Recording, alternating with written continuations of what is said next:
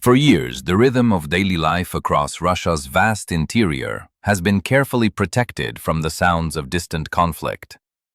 From the broad avenues of Moscow to the frozen rail lines stretching toward Siberia, the message repeated on television screens and in official speeches has been calm and confident. Life here is stable, predictable, and secure.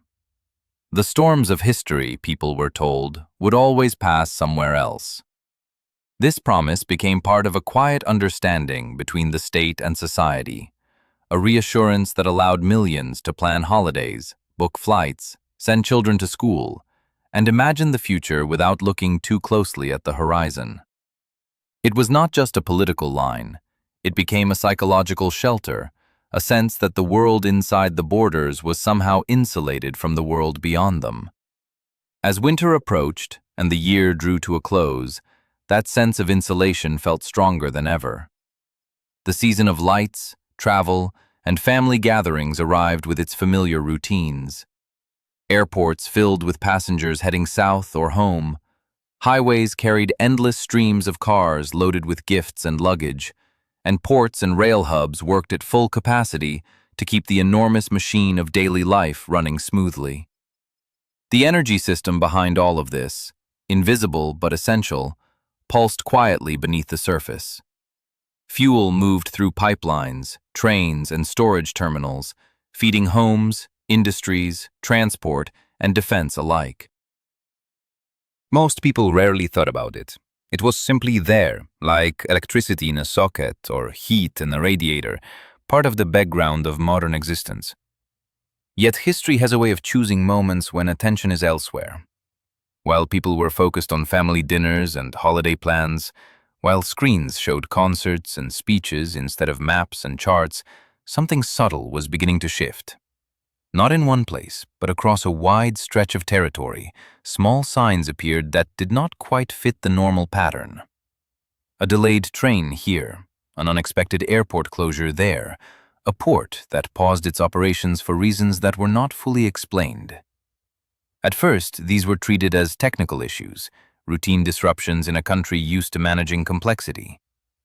But when such moments begin to connect, like dots on a page, they start to form a picture that is harder to ignore.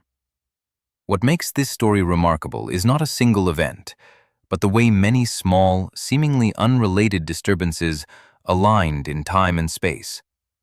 Energy facilities, transport nodes, and regional hubs that rarely shared the same headlines suddenly became part of the same conversation. Local officials spoke in careful language about temporary measures and precautionary closures. Social media filled with images of smoke in the distance, long lines at fuel stations, and passengers waiting in terminals longer than expected. None of it, taken alone, looked extraordinary. Together, however, it suggested that something far more coordinated and deliberate was unfolding beneath the surface of everyday news. This is why the events we are about to explore matter so much. They are not only about infrastructure or logistics or military calculations. They touch something deeper, the fragile boundary between a society that feels distant from conflict and one that begins to sense it moving closer. They reveal how modern states depend on networks that are both vast and surprisingly delicate, and how a disruption in the right place can echo far beyond its point of origin. In the coming moments, we will trace how a chain of actions quietly reshaped a region's sense of security, how energy, transport, and perception became intertwined, and why what seemed like a series of isolated incidents may in fact be one of the most strategically significant stories of the year. Before we go further, take a moment to consider how rarely we notice the systems that sustain our daily lives until they falter. If you find this analysis valuable and want to follow how this story unfolds, consider subscribing to the channel and turning on notifications so you don't miss the next part. What happened next did not remain confined to technical reports or local bulletins. It grew into a development with national and even global implications, and understanding it requires us to look carefully, step by step, at how the quiet background of stability can change almost overnight. What had seemed like a collection of small disturbances now comes into focus as a single, coordinated sequence that unfolded across southern Russia in late December, when several key energy and transport facilities were struck almost simultaneously. The core of the story centers on the temporary shutdown and severe disruption of oil refining and fuel transit infrastructure in regions such as Rostov Oblast, Volgograd Oblast, and Krasnodar Krai, areas that play a crucial role in supplying fuel for civilian life, industry, and military logistics. These facilities are not marginal. They form one of the main southern energy corridors of the Russian Federation, connecting crude oil flows from the Caspian and Black Sea regions with refineries, storage depots, ports, airports, and rail networks that distribute fuel across the country and beyond its borders. When several of these nodes were affected at once, the impact was not local. It rippled through transport schedules, export flows, domestic fuel availability, and the wider sense of stability. According to open-source reporting, satellite imagery, and regional announcements, multiple refineries and storage sites experienced fires or operational interruptions after aerial incidents that involved long-range strike systems and unmanned aerial vehicles. These were not random or isolated events. The timing, the choice of targets, and the sequence in which they were affected all point to a deliberate attempt to temporarily degrade the functioning of a specific logistical system. Refineries that handle millions of tons of crude oil per year, ports that export petroleum products, and transit hubs that move fuel inland were all touched by this wave. Even brief shutdowns in such facilities can have outsized effects because modern energy systems operate close to capacity and rely on constant flow. When a distillation unit halts, when a storage terminal is damaged, or when a port suspends operations, the consequences cascade through supply chains with remarkable speed. The technical logic behind this kind of operation is straightforward. Oil refining is not easily flexible. Large refineries are built around specific units, especially atmospheric and vacuum distillation towers, which are massive structures designed to separate crude oil into usable products such as diesel, gasoline, jet fuel, and heating oil. These towers cannot be easily replaced or repaired quickly. Even limited damage can force an entire refinery to shut down for weeks or months while inspections and repairs are carried out. Storage tanks, pipelines, and pumping stations are similarly sensitive. When they are taken offline, the flow of fuel stops not just at that point, but everywhere downstream. A tanker cannot load, a train cannot be filled, and the truck cannot deliver what is not available at the source. This is why the December incidents carried such strategic weight. Southern Russia is a key supplier of diesel for agriculture and transport, aviation fuel for airports and airbases, and heating oil for residential and industrial use. It is also a major export route through ports on the Black Sea and the Sea of Azov, sending refined products to international markets. When these flows were interrupted, even temporarily, the effects were immediately visible. Airports announced closures or delays because fuel deliveries could not be guaranteed on schedule. Rail freight was slowed as priority was given to moving limited fuel supplies where they were most urgently needed.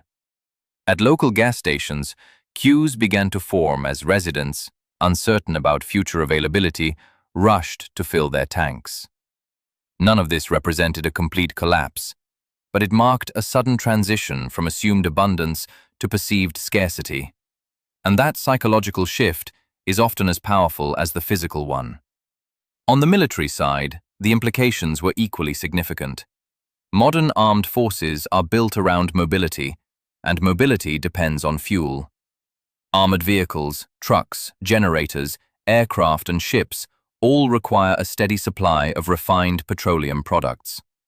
When a major refinery is offline, alternatives must be found. That usually means transporting fuel from more distant facilities, sometimes thousands of kilometers away.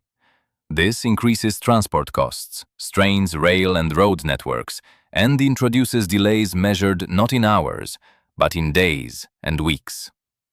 Even if reserves exist, drawing them down reduces the buffer that protects against future disruptions. In practical terms, this can limit the tempo of operations, reduce training flights, postpone deployments, and force planners to make difficult choices about where scarce resources should go.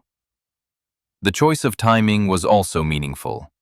Late December is a period when demand for energy is high because of winter heating needs, while attention and staffing levels are often lower due to holidays. It is also a time when transport networks are already under strain from seasonal travel and freight. Introducing disruptions at this moment amplifies their impact.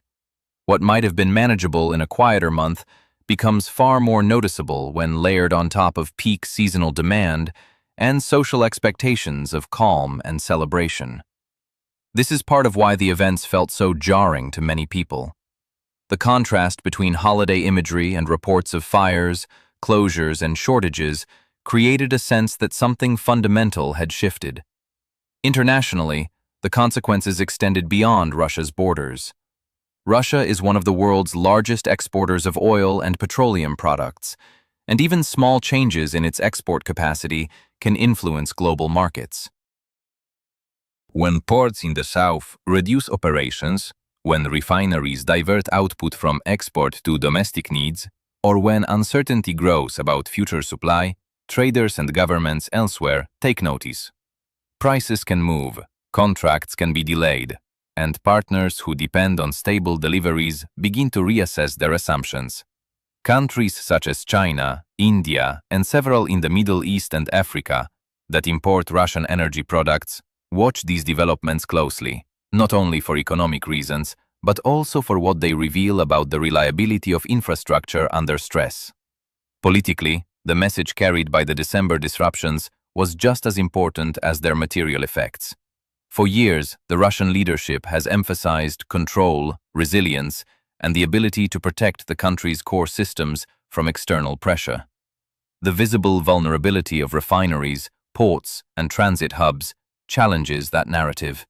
It suggests that even heavily guarded, strategically important infrastructure can be reached, disrupted, and temporarily neutralized. This does not mean that the system has collapsed, but it does mean that it is not invulnerable. That realization matters both domestically, where it can affect public confidence, and internationally, where it can influence diplomatic calculations and perceptions of power. At the same time, it is important to understand that these events do not automatically translate into immediate or irreversible outcomes. Energy systems are resilient by design. Repairs are made, routes are rerouted, reserves are tapped, and alternative suppliers are found. The story here is not about sudden endings, but about pressure. It is about how sustained, targeted pressure on critical infrastructure can gradually reshape the balance of resources, attention, and decision-making. Each disruption forces a response. Each response consumes time, money, and political capital. Over time, that accumulation can matter as much as any single dramatic event. In this sense, what happened in southern Russia in December was less a single strike than a demonstration. It showed how modern conflict extends far beyond front lines and battlefields into the realm of logistics, economics, psychology, and perception. It showed how energy infrastructure, often seen as purely civilian or commercial, sits at the heart of national power. And it showed how the boundary between civilian life and strategic competition is thinner than many people assume. Fires at a refinery are not only industrial incidents, they are signals that travel through markets, media, and minds, reshaping how people think about safety, stability, and the future. For residents of the affected regions, this translated into very concrete experiences: delayed flights, closed ports, uncertain heating supplies, and lines at fuel stations. For planners in Moscow, it meant urgent meetings about redistribution of resources and protection of infrastructure. For observers abroad, it was a reminder that the energy map of Eurasia is not static, and that disruptions in one place can echo far beyond it. And for the wider public, it was a moment when an abstract geopolitical struggle became visible in everyday life, not through maps or speeches, but through smoke on the horizon and empty spaces at the pump. All of this is why the December events matter. They were not simply about damaged equipment or interrupted operations. They were about the exposure of dependence, the visibility of vulnerability, and the realization that the systems supporting modern life are both powerful and fragile. They marked a point at which energy, security, and society became visibly intertwined, and where the consequences of strategic choices could be felt far from any battlefield. The story does not end here. The longer-term effects, the adaptations, and the broader implications for regional and global dynamics are still unfolding, and they form the next layer of this evolving narrative. As the immediate disruptions were gradually brought under control and emergency crews extinguished fires, repaired equipment, and restored partial operations, the deeper and more lasting consequences of the December events began to surface in quieter but more enduring ways. These consequences are not limited to one country or one sector. They extend across economic planning, military doctrine, international diplomacy, and even the psychology of societies that have long relied on the assumption of continuity. The southern Russian energy corridor is only one example of how modern states are held together by networks that are efficient but also finely balanced, and how pressure on those networks can reshape behavior far beyond the point of impact. Economically, the first layer of impact is seen in costs. Repairing refinery units, storage tanks, pipelines, and port infrastructure requires specialized equipment, skilled labor, and time. Even when damage is limited, inspections and safety certifications can keep facilities offline longer than the physical repairs themselves. This translates into lost output, lost export revenue, and higher transport expenses as fuel is rerouted from more distant sources. For a country whose budget depends heavily on energy revenues, even temporary reductions can complicate fiscal planning. Funds that might have been allocated to social programs, infrastructure, or reserves are instead directed toward emergency repairs and logistical workarounds. Over time, this shifts priorities and narrows the space for discretionary spending. The agricultural sector also feels these changes. Southern Russia is one of the country's main grain-producing regions, and agriculture is highly dependent on diesel for tractors, harvesters, irrigation pumps, and transport. When fuel becomes more expensive or less predictable, farmers face higher costs and greater uncertainty.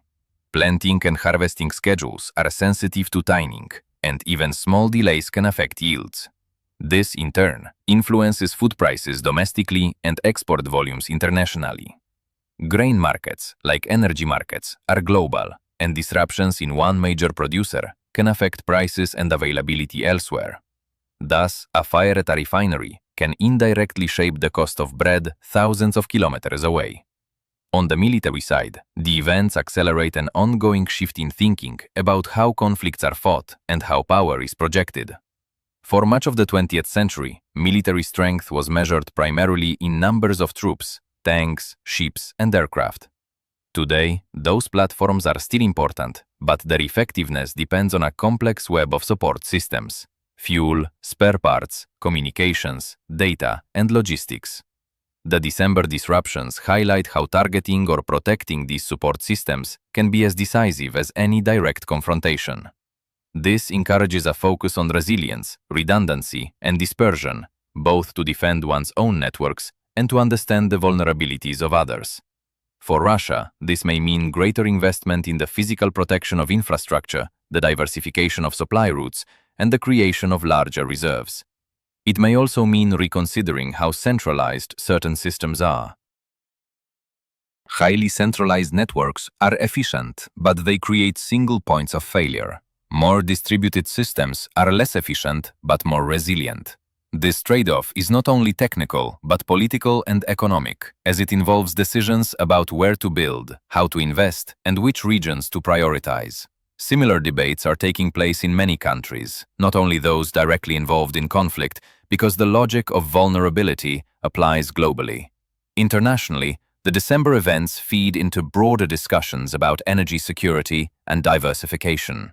Many countries have spent the past decade trying to reduce dependence on any single supplier, especially after earlier crises highlighted the risks of over-reliance. Disruptions in Russian supply, even if temporary, reinforce these concerns and strengthen the case for alternative sources, whether through other exporters, renewable energy, or domestic production.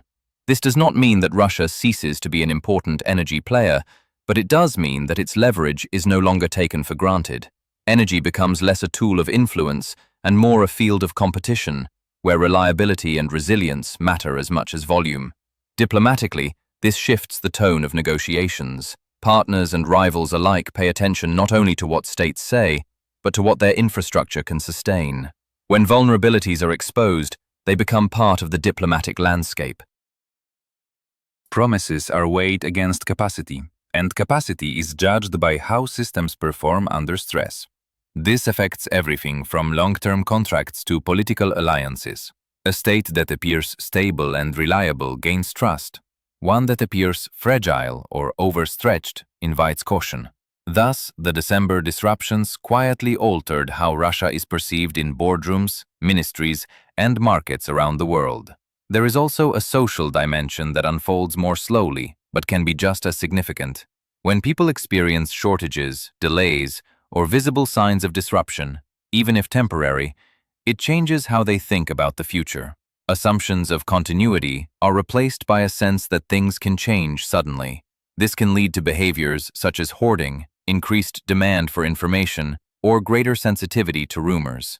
Over time, this affects the relationship between citizens and institutions. Trust becomes a central issue.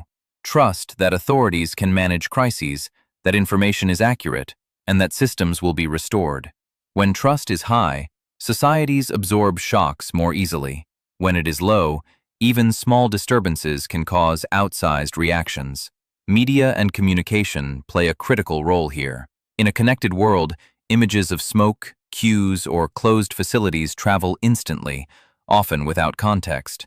This can amplify anxiety even in places not directly affected. Governments therefore face the dual challenge of managing the physical crisis and the informational one. Transparency can build trust, but it can also reveal vulnerabilities. Secrecy can protect sensitive details, but it can also fuel speculation. Finding the balance between these is increasingly difficult and increasingly important. Beyond Russia, other countries observe these dynamics and draw lessons for themselves. Energy exporters consider how to protect their own infrastructure. Energy importers consider how to diversify and buffer against shocks. Militaries consider how to integrate protection of logistics into their planning. Civil authorities consider how to communicate during disruptions and how to maintain public confidence. In this way, a regional event becomes a global case study, shaping thinking far beyond its original context. The broader picture, then, is one of interconnectedness. The December events did not occur in isolation, and their meaning does not reside solely in what was damaged or repaired. Their meaning lies in what they reveal about the world as it is. A world where power flows through networks, where security depends on logistics, where economics and strategy overlap, and where the line between civilian life and geopolitical competition is increasingly thin. They show that stability is not a static condition, but an ongoing process, maintained through constant attention, investment, and adaptation.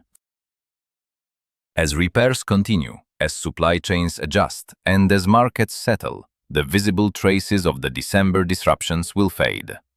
Refineries will resume operations, ports will reopen, flights will return to normal schedules, and daily routines will reassert themselves. But the memory of the disruption and the lessons drawn from it will persist. They will influence how decisions are made, how resources are allocated, and how risks are assessed. They will become part of the background knowledge of a generation that has seen how quickly the assumed can become uncertain. In that sense, the most important outcome of the December events may not be what they destroyed, but what they changed in perception.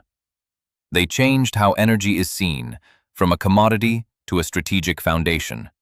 They changed how infrastructure is viewed, from a technical asset to a point of vulnerability and power. They changed how distance from conflict is understood, showing that in a connected world, no region is entirely removed from the dynamics of competition and pressure. And they changed how stability itself is defined, not as the absence of disruption, but as the capacity to absorb, adapt, and recover from it. This is the larger story that continues to unfold. It is not about a single night, a single region, or a single set of facilities. It is about how modern societies navigate a world of complex interdependence, where the flow of fuel, information, goods, and trust all matter, and where the interruption of one can affect the others in ways that are sometimes subtle and sometimes dramatic. It is a story of adaptation as much as of disruption, of resilience as much as of vulnerability, and of a global system that is constantly being tested, reshaped, and reimagined by the events that pass through it.